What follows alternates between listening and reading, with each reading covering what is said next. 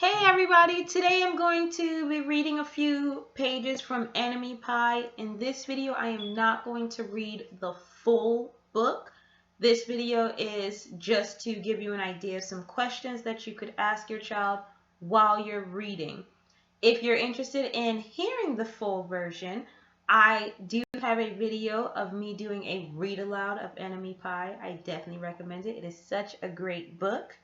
But in this video, I'm only going to be reading some excerpts to give you ideas of types of questions you can ask your child while you're reading.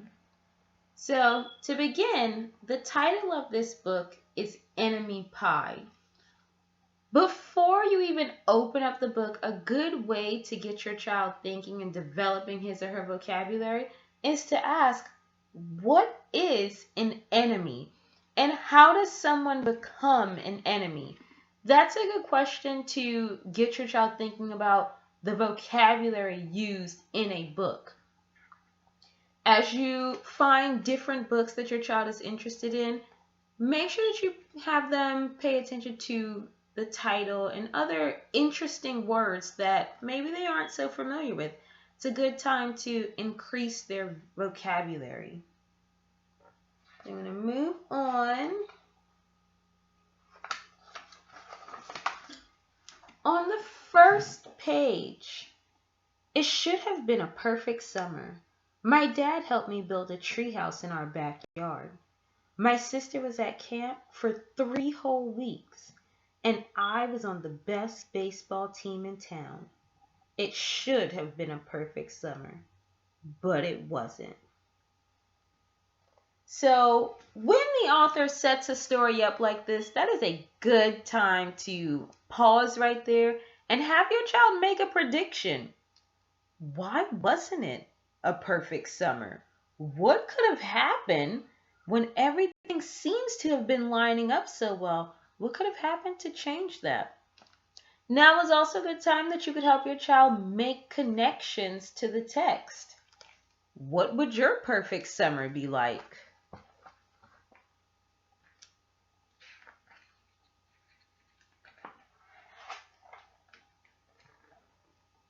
It was all good until Jeremy Ross moved into the neighborhood, right next door to my best friend Stanley.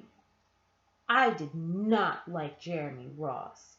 He laughed at me when he struck me out in a baseball game. He had a party on his trampoline, and I wasn't even invited.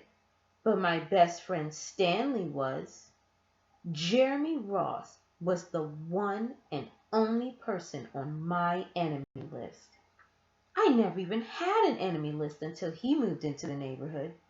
But as soon as he came along, I needed one.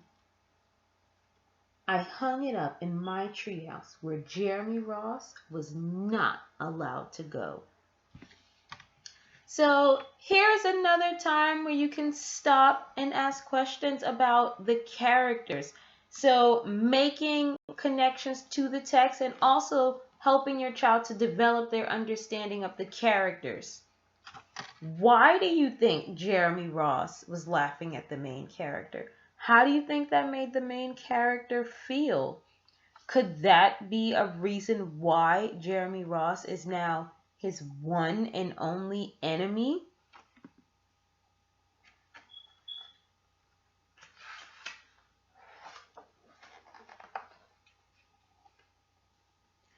I will tell you this, he said. Enemy pie is the fastest known way to get rid of enemies. Now, of course, this got my mind working.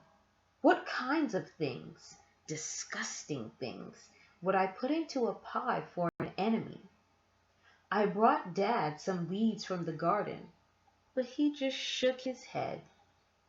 I brought him earthworms and rocks, but he didn't think he'd need those.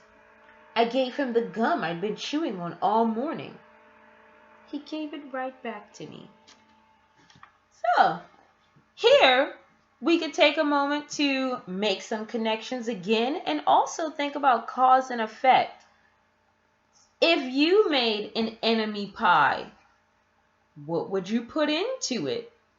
Or if someone offered you a slice of pie, and you saw that it had rocks and worms and dirt, would you eat it?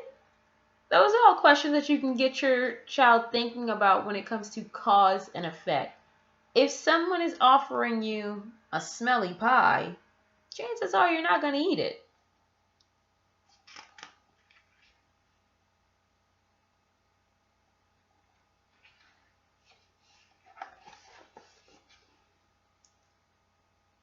Can we go in it? He asked. I knew he was going to ask me that.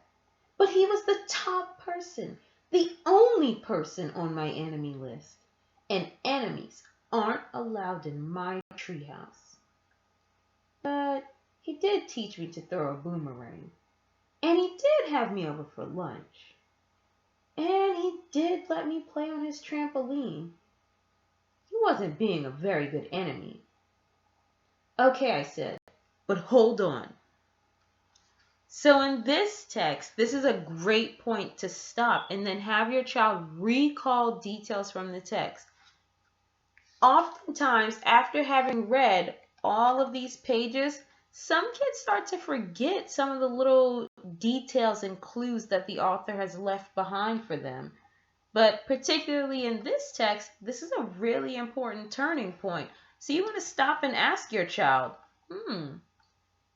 can you think of a reason that the main character would want to go up in the treehouse before Jeremy Ross goes up there?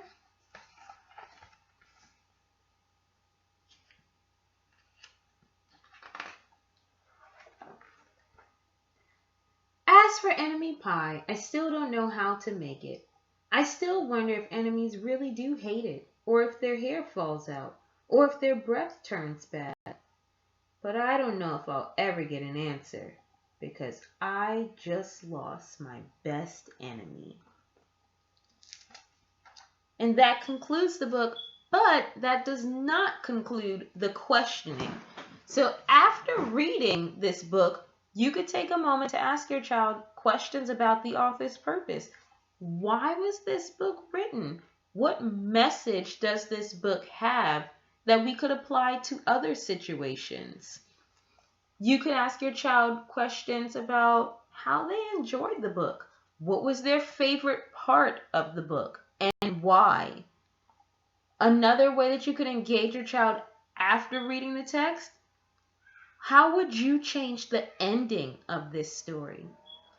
So just remember, as you're reading, there are a whole host of questions that you can ask your child to ensure that they are engaged in the text and that their mind is constantly thinking about the text and the purpose for it.